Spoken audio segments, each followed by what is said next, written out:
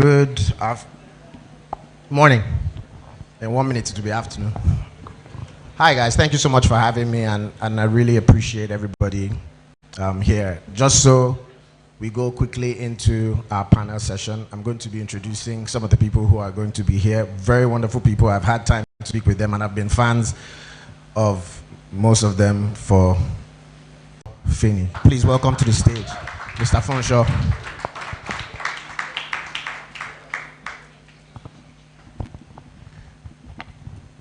Secondly, we have someone who produced a film. This woman is a theater and film powerhouse. Theater and film powerhouse. Beautiful, intelligent, and powerful. I said it. Her name, Bolanle Austin Peters. Welcome her to the stage.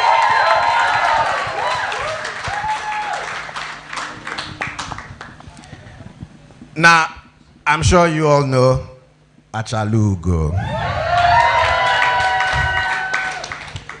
I was telling her this morning, I said that I almost was put on gunpoint to watch Love in Every Word. And it was good. Loved it. Usually, when I see lovey-dovey films, I'm like, please, I beg. But this was really good. And she just released Love in Every Word Part 2, which is doing extremely well.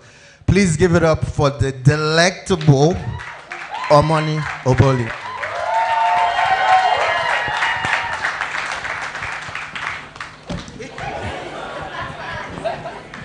You people don't want her to do Love in Every Word Part 3. She will do it. Okay. Thank you guys for coming. And what we're talking about basically, we're taking advantage of something called AFCFTA. What does it mean? It means the Africa Continental Free Trade Area. And what it is that it's a free trade agreement among 54 of the 55 African Union nations, which was established to create a single market for goods and services across the continent. As we all know, trade is a bit difficult in Africa. We have border restrictions, we have tariffs, and as a great continent, it makes more sense if there's some sort of collaboration and Africa unites. And I'm going to be discussing how it's important that we take advantage of this trade agreement and how Nollywood practitioners in itself, or Nollywood practitioners as we are, can take advantage of this space. One of our biggest problems that we've had, even in Nigeria and across the globe, is distribution. And it's been a pain. We make films, we're not able to distribute them. It's been a bit of a struggle. My first question goes to Mr. Funshaw.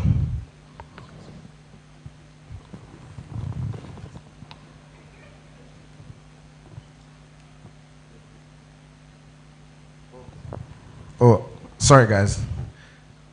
We have one more person at the panel list. I apologize, I missed this. His name is Ivan Mello. He's a prominent media executive and a producer, and he's bringing his perspectives from America and the Brazilian markets. Mr. Ivan, I'm so sorry I missed you. Funny thing, he called my name, and I was like, I apologize. So I'm going to be talking to Mr. Funshaw. Where is MTN? MTN, we've seen what MTN is doing in terms of supporting content, distribution, commissioning content, but it's been very underground. And we're talking about globalizing content, especially across Africa. Where is MTN now with its infrastructure, and what does that look like in the future?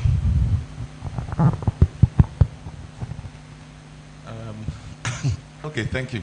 That's a very, very interesting question. Where MTN is today, we've always been investing in developing local content and distributing local content. In fact, that is our business as usual. But as it is now with this trade agreement, first of all, MTN has the infrastructure to reach 280 million users across the continent. from the perspective of distributing this content and reaching all these users. 80 million of them are in Nigeria. Beyond just reaching these consumers, we also have the capabilities of extracting value. What I mean by that is of actually monetizing this content. And this also dovetails even into the homes from infrastructure point of view. And what I mean by into the home is that we are also targeting not just the mobiles, but also TVs in the homes. Now, this has always been available to the creative industry.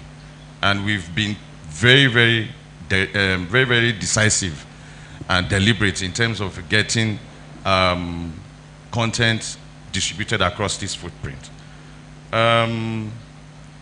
However, the challenges of that is obviously there's the licensing part, intellectual property, regulations, and so on. But the reality is that this is the point where we start to collaborate even deeper and seeing how we can drive content across the footprints, across the continent. Because the opportunities are there, the monetization opportunities are there, the reach is there, and the infrastructure is there. So, this is the time where we need to start locking this value and extracting it and improving in the creative industry. Thank you. Again, one of the biggest problems in Africa has been fragmentation. And I said this earlier. As Nollywood, we're doing our own thing. The Kenyans are doing theirs. South Africans are doing theirs.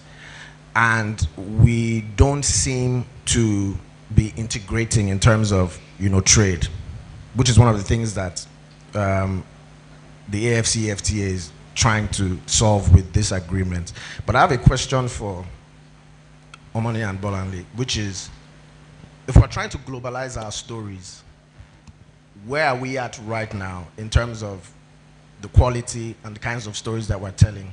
Are we beginning to tell stories for a more global audience, or are we restricting our stories to more Africa-centric? It's only Nigerians that can pay attention to this, because if we're going to be selling our stories to the world, we have to be telling stories at a global stage. Where do you think we are with this, and how do you see us moving, forward? Right. Morning, everybody. It's a pleasure to be here. So I'll just simplify what we're doing here today. The AFCTCTA thing is an act that really countries in Africa signed up to. Just look at it as creating an African creative economy. We talk all the time about Nigeria. All the time we say Nigerian creative space. What we're trying to achieve here is to say that imagine if Africa was one market, what would happen? That act sort of like addresses the issue of the movement of goods, services, and people freely. That's what it's saying. So imagine in a situation where everybody in Africa, I can get up from here, go to South Africa, shoot a movie, and not have to go through the issue of visas. So I'll give you an example. The last time we went to showcase our play in South Africa, we were invited by the South African State Theatre. And you would imagine that visas would be no issue. And I know that it also happens when people come to Nigeria, so it's not one-sided. But guess what? All our actors were stopped at the border, in spite of the fact that they had visas. It was terrible. It was actually, people like Bimbo Manuel said they were going to turn back because of the level of harassment they received for being Nigerian. So what we're saying is, imagine if we had a borderless Africa, where I can get up today, and Africa is humongous. If we have the size of what they have in America in terms of numbers, in terms of China, if we operated like that, what would happen to our creative economy? That's really what that act is trying to address. Now, the act has still not been ratified by a lot of countries, so it really doesn't matter. Whether we signed or not, it's not still applicable. So we're going to put that act aside for now. We will focus on what works for us. What works for us as a creative is this. I, Omoni, every creative, every producer in Nigeria needs to be able to sell to as many people as possible. We need to be able to access markets all over Africa and the world as much as possible. That is why the likes of Amazon, Netflix were very useful for us, because for the first time, going to the question you asked, our stories, even though localized, are stories that have, they have the human spirit behind them. It is a story that is African but global in appreciation. So long as our standards are okay, we will get to the top of the market internationally. So at the time when House of Gar, as an example, came out, House of Gar went up to top 10 on Netflix globally, indigenous films. That tells you that our stories are well received, and I know that other Nigerian films have also achieved that status. So what we need is a situation where our goods, our services, our people are able to move around freely. If you look at a movie like Funmilayo Ransom Kuti 2, Funmilayo went to Harvard, it went to King's College, it went to Switzerland, it went to so many places because people recognized the quality of the work and it was accessible to them on Amazon. So, I mean, there's so many things that we can talk about this morning in terms of globalizing and having co-productions. But I'll just address one more thing so that Omoni can take the mic as well. When we were doing, what's it called now? One of the stage plays that we did, we collaborated with South Africans. Now we have a theater festival coming up, just like AFRIFF. What it does is it creates a platform where people can come from all over the world. So now we have the South Africans coming, we have the Americans coming, and it just gives you that global playing field for everybody to be able to participate in this space, and they can see Nigeria. 93 days, we did a co-production. We had Americans on board, American producers, etc., etc. And we saw how that did internationally as well. It went to so many film festivals. So it's absolutely important that we're in a position where Nigerians can move, Nigerians can sell, and Nigerians can be seen anywhere in the world at every point in time. Thank you.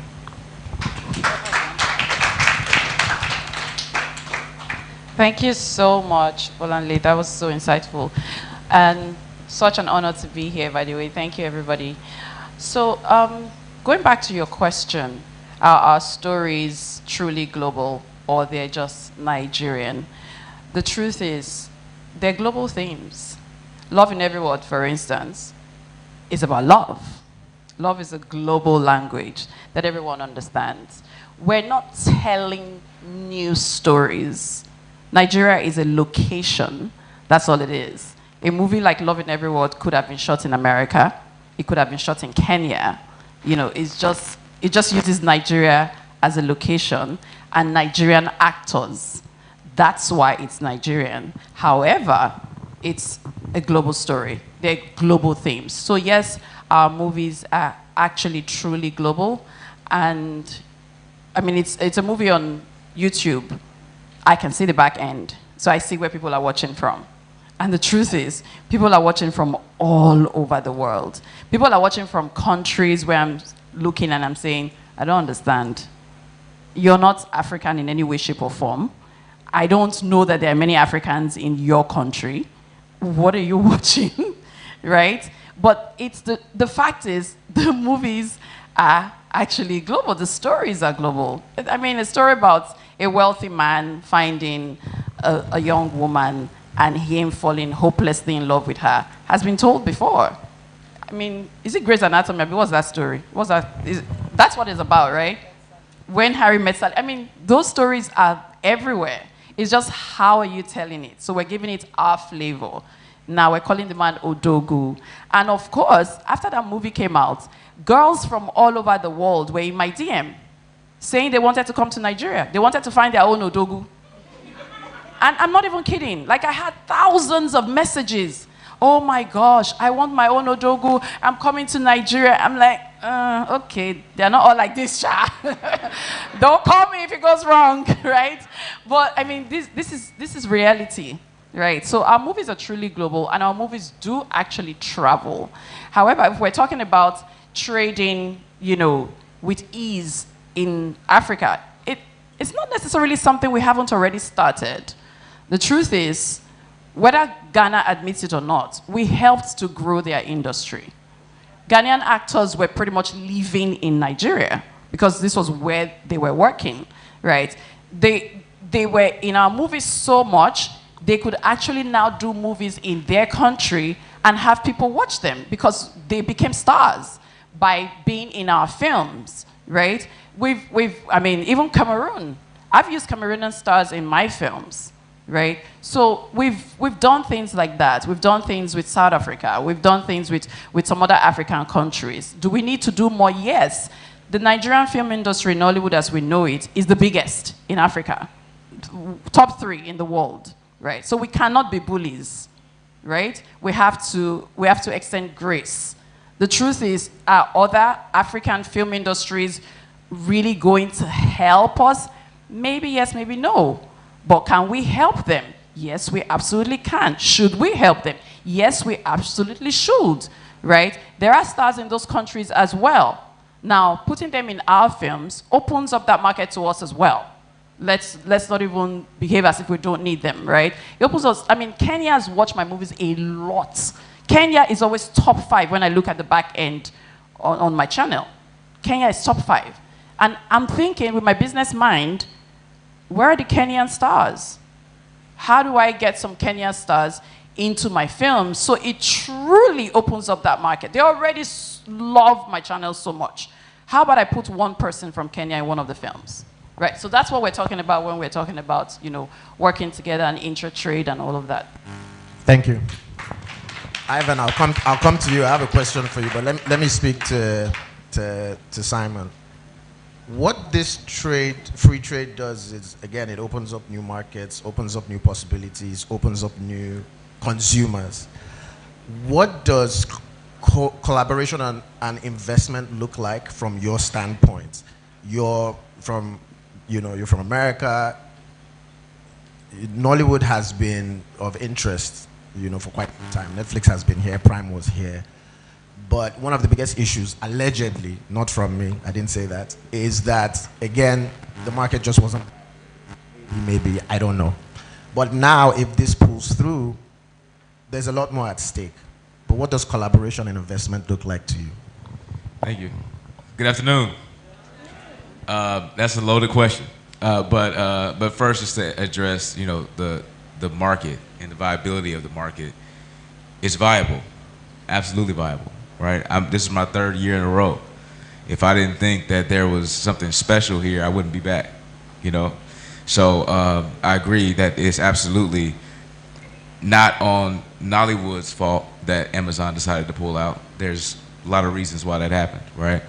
But the way collaboration looks in the U.S. as far as with co-productions or with other countries, et cetera, I'll give you 2 really specific examples. All right, so this is not rhetoric. I'm going to give you real deal deals we've done over the last few years.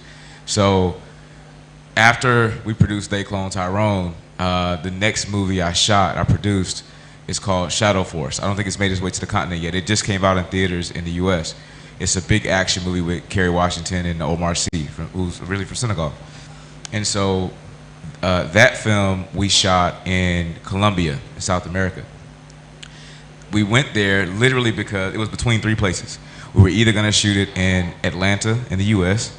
or South Africa or Croatia, and the 4th place was Colombia. It came down to numbers. So when we went to the studio to say we really want to shoot in Atlanta, they said, well, it's too expensive there, right? Even though Atlanta has a bunch of tax incentives, et cetera. So we were left with South Africa, Colombia, and Croatia. The only reason we went to Colombia was because there was tax incentives, there was production service infrastructure, and it was in general just cheaper to shoot there, right? Even with bringing sort of department heads from another place. Now, our movie benefited from that, and so we shot it in Colombia and we made some tweaks to the script to make it work. What I did not like about it necessarily is we were now a part of America coming to a place, shooting a film, taking advantage of the resources, and not leaving any infrastructure, right? People got more experience, and now I'm sure some of the people who were not department heads then can now make themselves available to be a department head on the next film. But we didn't do anything intentional to create infrastructure, and I didn't like that, right? And it wasn't my choice, but still, I didn't feel that that was equitable in a real way. The second example I'll give you is earlier stages. So I'm in development right now with a studio in Japan called Toho Studios, who I think they're actually showing Godzilla -1 tomorrow, which is a Toho Studios project. So Toho Studios they're basically the Disney of Japan in a lot of ways, right? They have one of the largest libraries of films, including Kurosawa's work. And so they had a film, they have a romance film, a sci-fi romance film that we saw, and we decided to partner with them in a real way where we're developing that film for adaptation for the US market, for the Western market in general, right? But it's not, hey, we're gonna buy the rights to that film and just go make it and then we'll give you a check later. We're actually in real conversation and partnership constantly about how to make this film work for the Western market but also honor the original IP. I give you those two examples because that's two very different ways to work together across borders, whether it's within other countries on the continent or across the water, right? So one is true co-production, right? So what's missing, in my opinion, here on the continent right now, or specifically in Nigeria, is a premier production service company. And I understand why, because everybody has their own crew and group, and you have to kind of roll with that group to make your projects, and everybody's racing to get more content out there, and I understand that. To get to the next level, there's gonna have to be a sort of aggregation of the physical production abilities that become a production service entity here on the continent, right? And specifically in Nigeria. Because South Africa has several, it's about 3 or 4 that US trusts sight unseen to come shoot a movie there. That doesn't exist here yet. The other version of that deal that I mentioned with Toho Studios in Japan is from an IP creative standpoint. That has nothing to do with co-production as far as like the finances of it all. That's more about, hey, what creators or creative IP exist here that would work if it were adapted for another place, right? Or is there creative IP that exists here that, as is, to her point, love is universal, right? Not just because it's my last name, but love is universal, right? So if you have a story that just works, then you populate that project with people that exist there. So this is not just talk. I did this last summer. So when I came to AFRIFF last year, Chioma introduced me to, the first year, Chioma introduced me to Bubby, right? Obviously, he's like the Eddie Murphy of Nigeria in a real way, right? And so we had a movie that we shot last year in America with some big stars and whatnot, and I made them write a role into the movie that I knew Bubby would work for. And then he still had to audition, and do a tape or whatever, but it was written for him, so I knew he was going to kill it, and he did, and he came to America and he shot the film. And so my point is, that's another way. That's not a co-production. Nobody. I didn't ask anybody for permission. I didn't have to ask, any trade commission or anything. It was more like, let's just cross-pollinate, so that movie now hopefully elevates him. He elevated our movie, right? It all works together. So that the next one, we continue to do that over and over again. Thank you. So we've learned about the structure, TN, and what it provides. We've also learned from the two powerhouses about globalizing stories, and also we've also learned about how to foster co-productions and whatnot. Now I'm on to you, Ivan, and I'm so sorry I didn't like. So I want to ask you. You're an executive, a producer and an executive in Brazil. This is new territory for us. Maybe not so new, but again, one of the biggest problems we have here is that not a lot of people even know about this, trade, and we're still trying to work the kinks. And I'm sure you've had experiences also like we have here, and you've had some challenges. What can we learn from your experience and how you navigated some of the challenges? What is it that we can learn from, and how? Because we want to be able to apply some of those lessons here, operations, finding investment, and co-production. Could you just speak to that. I'm very happy that you did this question because I wrote it. I'm more or less like a long-winded person, or prolix, as you say. You know? So I was afraid about this question, so I wrote it a little bit about, and I'm gonna read for you. I'm so sorry, but you know, as a prolix person, I know that we have time, right? So let's go. So it's, first of all, it's a real pleasure to be here. It's like, I feel a little bit like coming home, you know. It's as a Brazilian, it's nice to be here, really. So thank you. So well, I'm from Brazil, and I'm in many ways, when I listen to you African people talking about your experiences, I don't know, I listen to you, and I have this this way that I recognize everything that you feel, because we feel the same, you know, and we had this long journey to do, exactly as you are doing right now. So, in fact, we are in the same place, I think, you know. So, both our regions are Africa and Latin America, because we are Latin American people, you know. And we don't speak Spanish. That's crazy, because we are the only country in Latin America that don't speak Spanish. So we speak kind of Spanish English, you know. We call it, how do you call it? It's Portuñol, which is a mix of Portuguese and Spanish. So it's hard for us to find a place in this region, you know. So it's very difficult for us. When you have like many languages like you have here, I think that you also face this, right? So for us Brazilians, it's like really, really hard to be in Latin America sometimes, because the market doesn't give us the same attention as they give to other Spanish language. So when we talk about globalizing African television, to me, it's not just about reaching Netflix or getting bigger budgets. It's about building networks of trust and collaboration between people who understand each other's realities.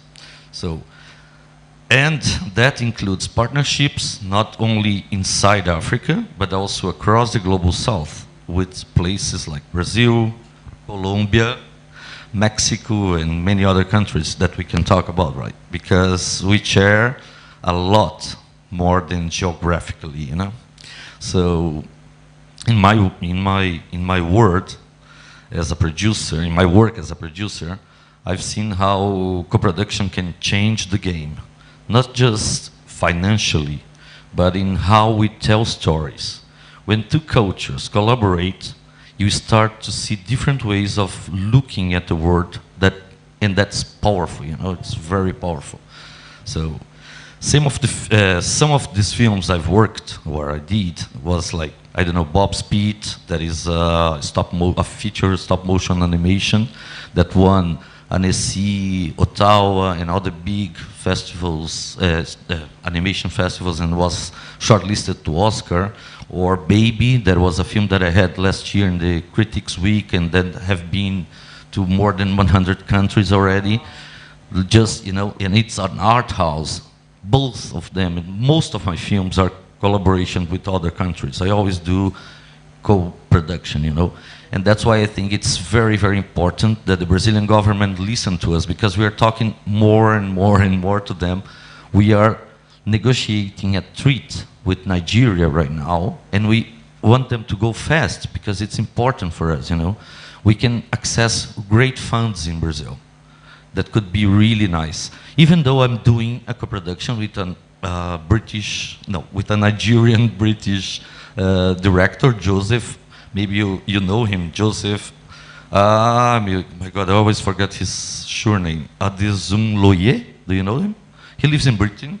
He's a really nice guy, and he has this film that is about Brazil, in UK, and Nigeria. You know, so I'm looking for money in Brazil right now to shoot.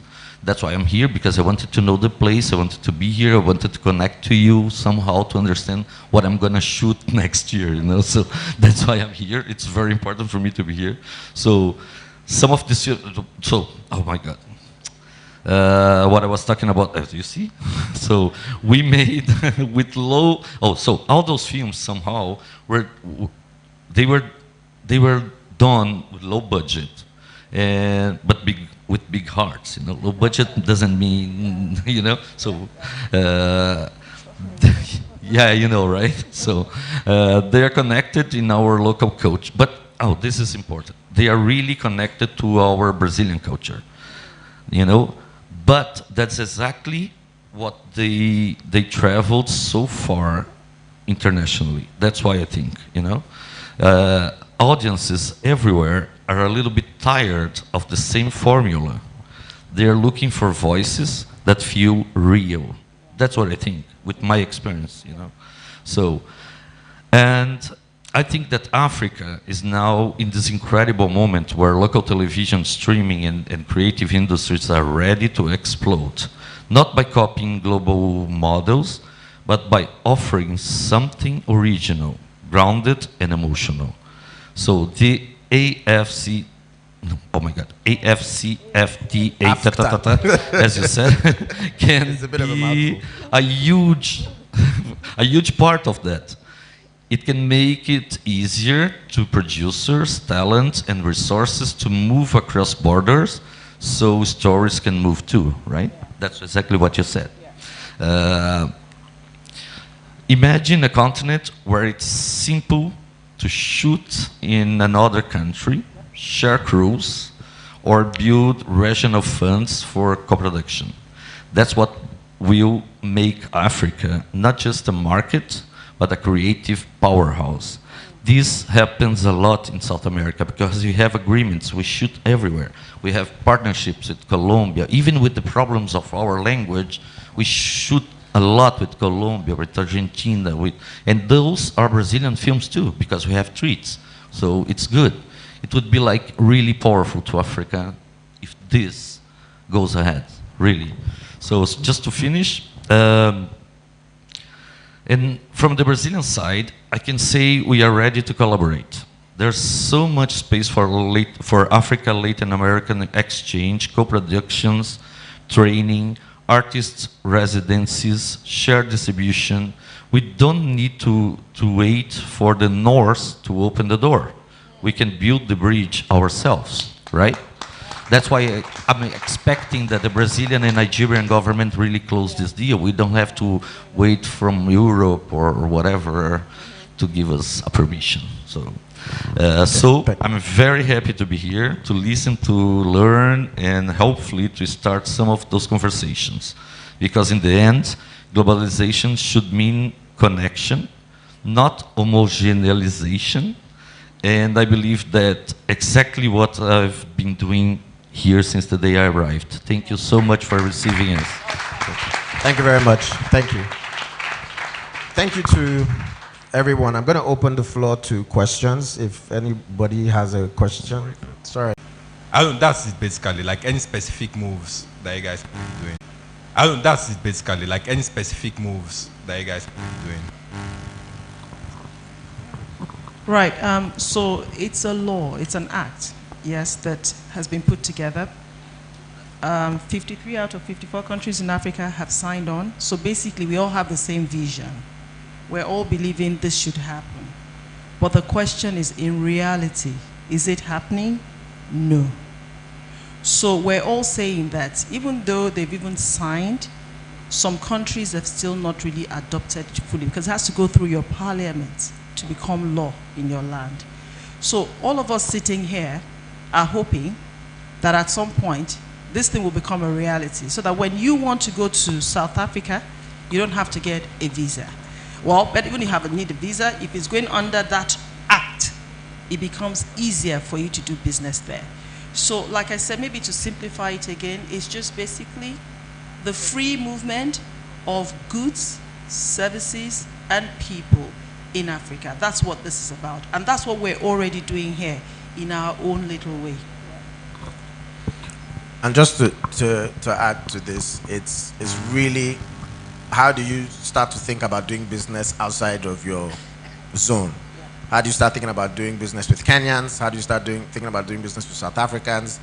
If this trade goes into full effect, that ease of movement and ease of collaboration will be available. So we're thinking about globalization. Are we just thinking Nigeria, or are you just thinking You know, I want to do a co-production like he said. You want to do a Nigerian and Kenya co-production, or you want to do a Nigerian and Ugandan co-production. All right? So that's it. Next. Somebody else does. Yeah, okay. Hi. Do I need to stand? Okay. Hi, my name is Sandra Madu. I'm a writer-producer. I'm Nigerian, but also grew up in South Africa. We also specialize in international co-production, and in fact, we're also working on a Nigeria-Brazil co-production documentary. So we're just as eager for this, you know, treaty to go through. But I also just kind of want to find out from you sort of what challenges have you faced in your experience working in co-production, whether that's cultural differences, because there was a point where we were doing a Canada-South Africa co-production, but the way South Africans work is quite different from how Canadians work, and then you also mentioned language barriers. There's also certain restrictions sometimes that come with co-production. So for example, in Canada, you know, they would rather see, you know, more Canadian talent involved, but we're Nigerians. We also want to be able to include our Nigerian brothers and sisters on production, whether it's in development, pre-production, production, or post-production. So just can you speak more to sort of how you navigate that and any advice you'd give? Thank you. So, well, it's a huge challenge. It's not easy to co-produce because, you know, you have to talk to other people with different ways of seeing things. But, you know, so you need the right director, an open guy like him to experience new stuff. You cannot go only with your own view, you know, you have to understand that you are going to share something, you know.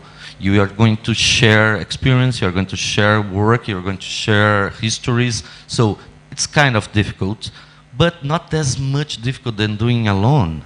Because, you know, what happens to me with my films, for example, is that if I was doing them alone in Brazil, I could do it. I could finance them. You know, somehow we have this huge finance system in Brazil, so I could finance them. But it's not interesting for me. I want to be elsewhere. You know, I want to be everywhere I want. I want to show my film everywhere. So partners help you to see the film from a different, you know, angle. It helps a lot. It's difficult. Sometimes you are like a script writer and you receive your partner's notes, which is like, scary. Sometimes they send me before sending to the directors, and they told me, oh, like for example, especially the Dutch, you know, they say, am I being too rude? Sometimes I have to tell them, yes, you are. Go a little bit slow, you know, because it's a way of producing. Like my last film I did with the French people, and well, at a certain point, the director said, Ivan, I don't know if I want to go on. And I told him, yes, you want, because you told me you wanted to, you know. So it's been difficult now, but, you know, the film is going to be, I think that the film is going to be stronger. Of course, they are not forcing us to changing the story or whatever. They were just telling us a different way to go, you know. And the director understood at a certain moment, and the film was selected to Cannes Film Festival, you know. I mean, it's like, it's good, isn't it? So having this, it's not that it's not that we need to be in Cannes Festival. It's not. But going to some country with your film, with your Brazilian film, you know, and see people connecting to this, there's something really nice on that, right? The feeling is like unbelievable for the directors. So for the producers too, but for the directors, it's like crazy, you know, they go crazy. Oh my God, the people are connected to my film. I saw this with your film yesterday, so it's nice. So it's hard, but it's really, really good to do it. I mean, do it.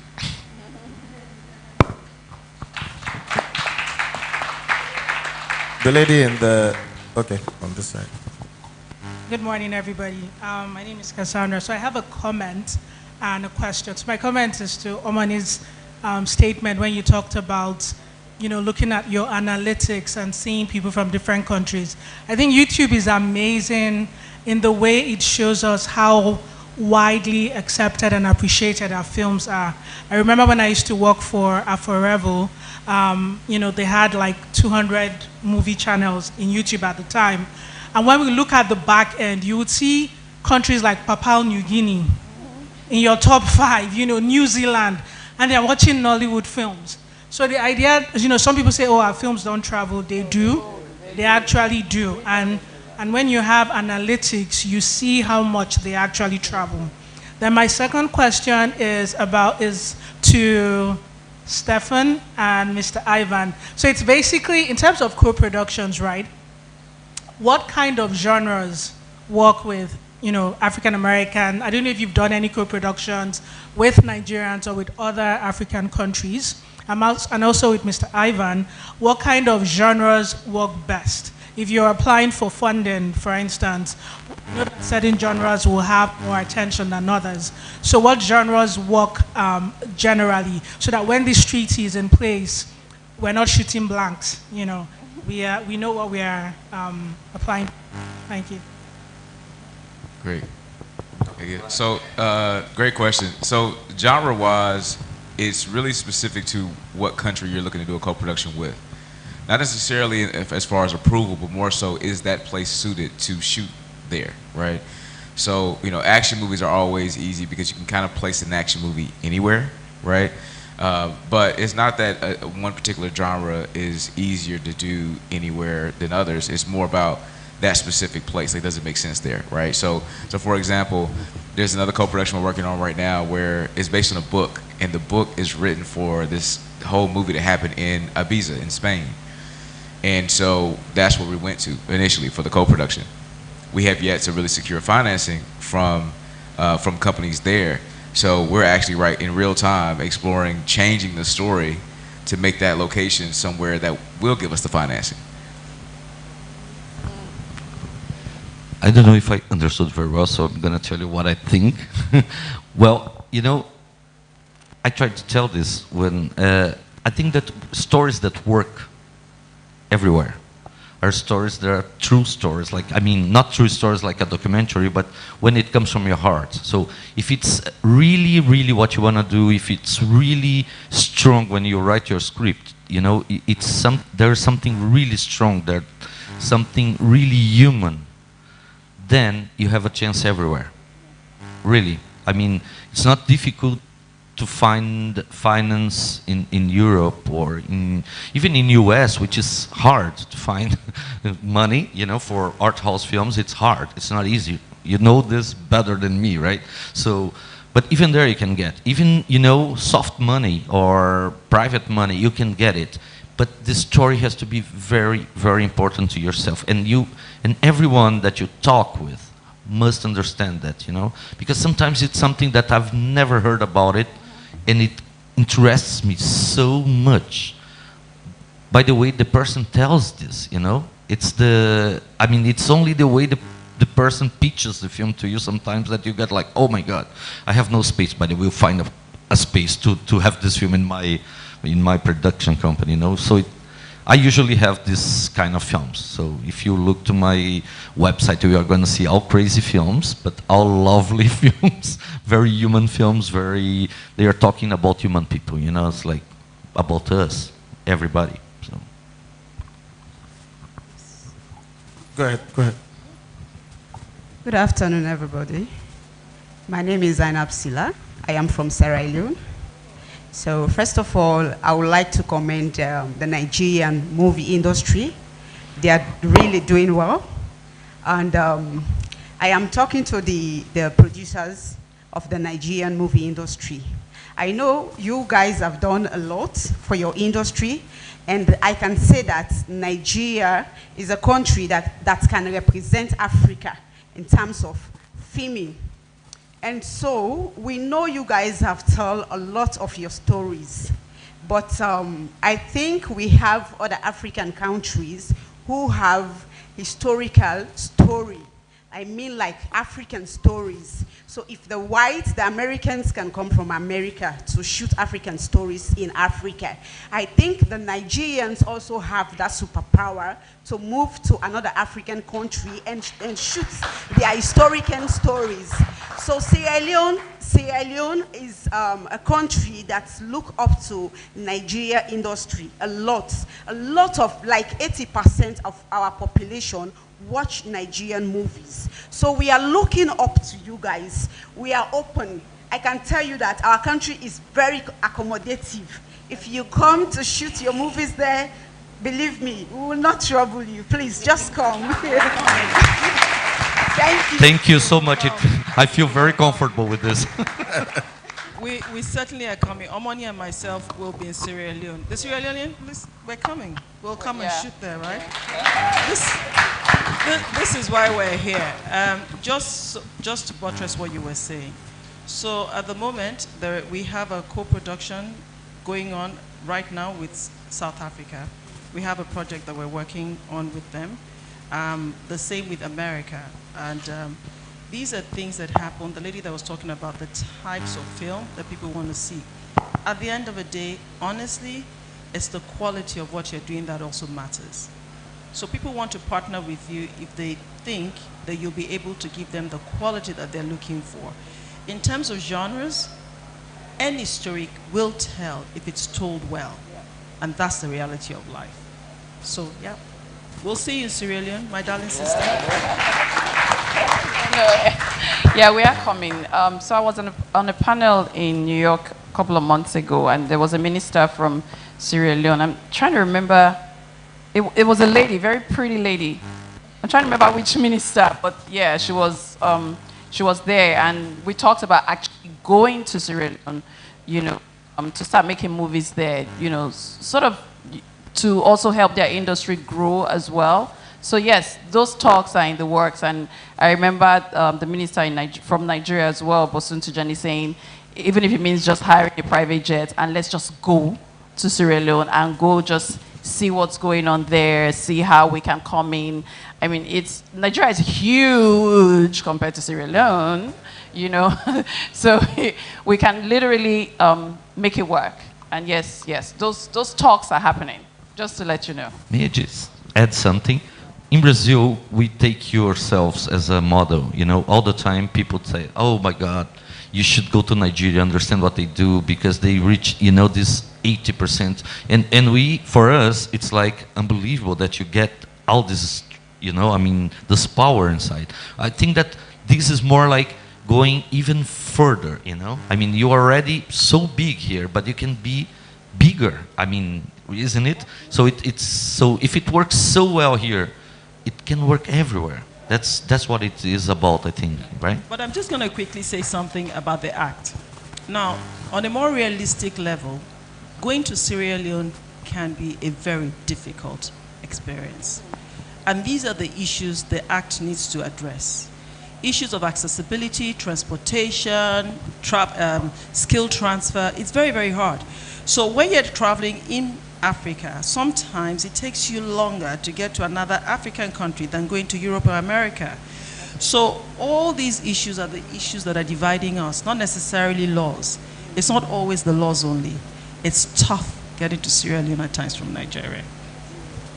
Thank you very much. My final thoughts. Again, just like she said, it's very important that we consider collaboration. I was in France for Cannes, and you know, we did a film, and they want to see more African productions by Africans.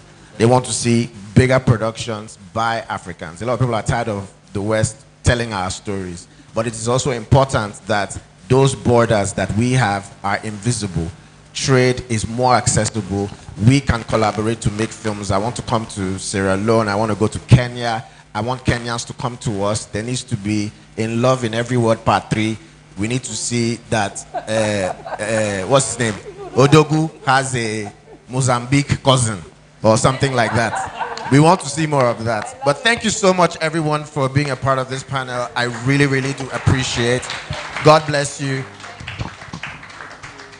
Please, let's give our panelists another round of applause.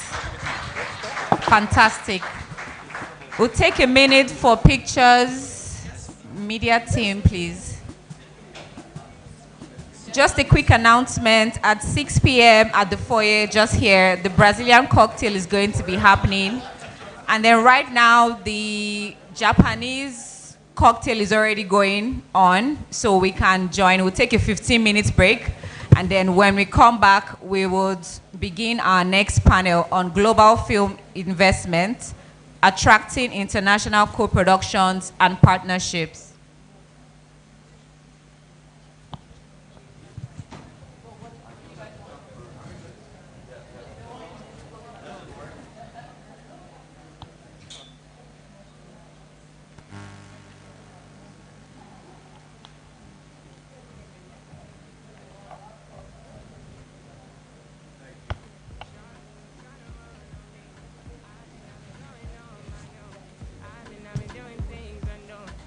day one, you running right back. Say the drama, you running off track. It's a one life, you tell me one. One time, you tell me one time. Open your eyes, baby. Can you be wise? Cause I'm a bride, baby. I'm on the way, I'm on the run, baby. Leave me alone, take it by now. I put you on it. Say you want chance to what it on me. I feel now what it back. Turn you right around, take it my way. So tell me what you need from me now. I know what you need to be now. Cause I'm done with it now. No more damages now. Say, tell me what you need from me now. I know what you need to be now. Cause I'm done with it now. No more damages now, now. No more damages. Back then when I was a baby girl, I was yours and you were my world. Tell me what you wanna do for me now. Take it down and I will walk you to run my race. Cause you run it right there. Run my race cause you take it right there. I've been down, I've been running right there. I've been out, could you take it back there? Pull up tonight, I might be risky. Mommy stomach, forget the whiskey. On the deal with. Don't got my phone, you're not the madman. You miss the